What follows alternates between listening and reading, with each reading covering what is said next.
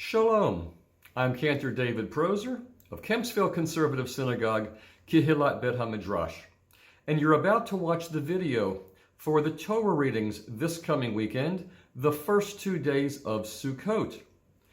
If you pay attention, you'll notice that I made an error. I gave the wrong dates for the first 2 days of Succot. October 3rd and 4th are correct, but on the Tishrei dates, I gave the wrong dates. Oops, I'm sorry. The correct dates for Tishrei for the start of Succot are the 15th and 16th day of Tishrei. So I'm sorry for the error, but please enjoy the video.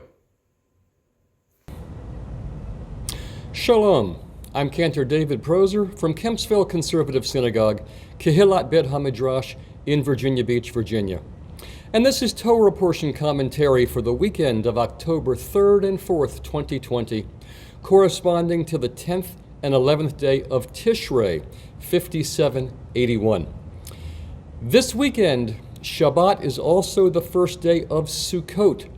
So instead of giving our regular weekly Parshat HaShavua Torah commentary, we're going to cover the Torah and Haftorah readings for these first 2 days of the holiday. Saturday, October 3rd is the first day of Succot. Sunday, October 4th is the second.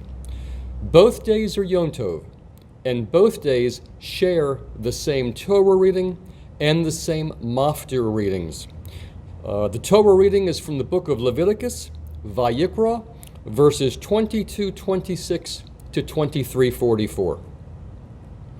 The reading is from the Parsha of Emor and begins on page 723 of the Eitz Chaim Chumash and page 518 of the Hertz. The reading deals with the standards that must be met for animals presented for sacrificial offerings. They must be perfect and without blemish. The animal should be presented after it's at least 8 days old, and an adult animal and its young must not be sacrificed on the same day. The text then shifts to God instructing Moshe to teach the people about the festivals, linked here by a description of their sacrificial offerings. The seventh day, Shabbat, is the first to be mentioned, and its sacred nature is emphasized. The text continues, Ele moadei Adonai. These are the appointed seasons of the Lord, the sacred occasions which you will celebrate each at its appointed time. This is where we receive the commandment to observe Pesach, Shavuot, Rosh Hashanah, Yom Kippur, and Succot. Each is identified by its month and date, as well as by the offering each requires. The first and last days of Passover, are set aside as holy. All the days are marked by the requirement to eat unleavened bread. The holiday is accompanied by a recognition of the first fruits of the wheat harvest. From Passover, 7 Shabbatot are counted in what we today call the counting of the Omer period, a total of 50 days before the next celebration and its set of offerings. This festival, known to us as Shavuot, but unnamed in the Torah, is also marked as a harvest festival. This progression of holiday listings is interrupted by the command to not reap the full corners of your fields, nor pick up the gleanings dropped, but to leave them for the poor. The reading continues with the first day of what the Torah considers the 7th month as a day of blowing of trumpets, known to us, but not to the Torah, as Rosh Hashanah. The 10th day of that same month is a day of atonement, a day free from work, a day devoted to the affliction of the soul. Finally, the 15th day of that month marks a final harvest festival, with days 1 and 8 marked by the same level of elevated sanctity as that of Passover, what we today call Yom Tov. Here we receive the instruction on the need for and the composition of the lulav and etrog, as well as the command to dwell in Succot, in booths. In the words of the Torah, that your generations may know I made the children of Israel to dwell in booths when I brought them up out of the land of Egypt. The Mafta readings for both day 1 and day 2 of Sukkot are also the same. It's from the book of Bamidbar, the book of Numbers, chapter 29, verses 12 to 16, found on page 934 of the Eitz Chaim Chumash and page 697 of the Hertz. Just like on all other Yamim Tovim, the Mafta reading consists of the command to hold a sacred occasion, this one to be on the 15th day of the 7th month, Tishrei, and to keep a feast before the Lord for 7 days. It also lists the details of the sacrifices that were to be brought for this holiday. The prophetic reading, the Haftorah for the first day of Sukkot, is from the book of Zechariah,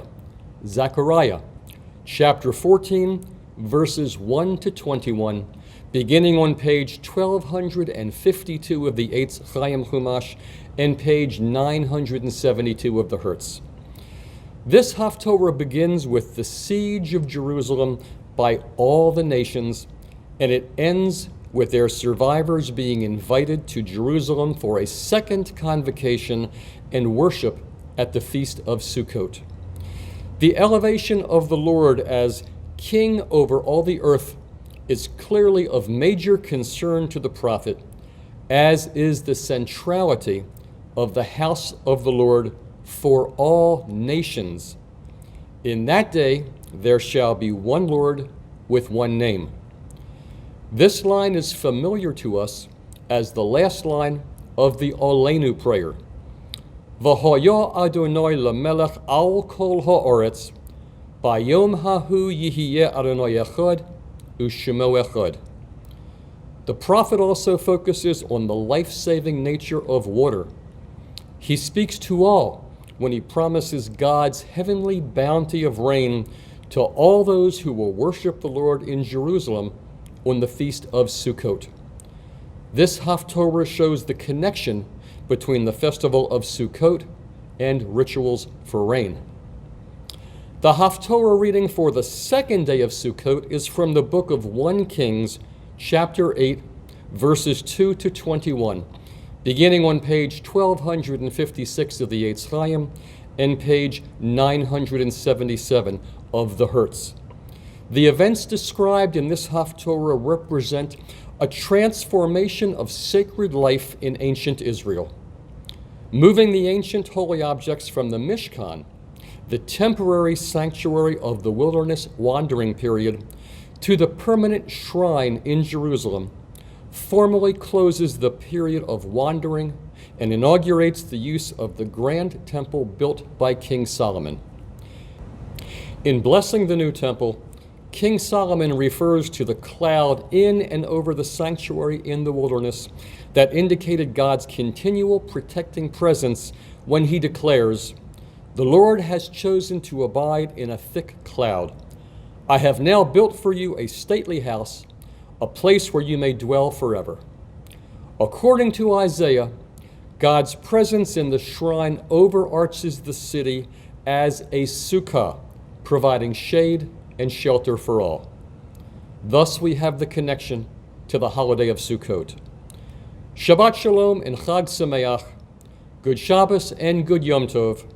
We look forward to the day when we can again invite all of our family and all of our friends to join us in our Sukkot as we celebrate this Chag.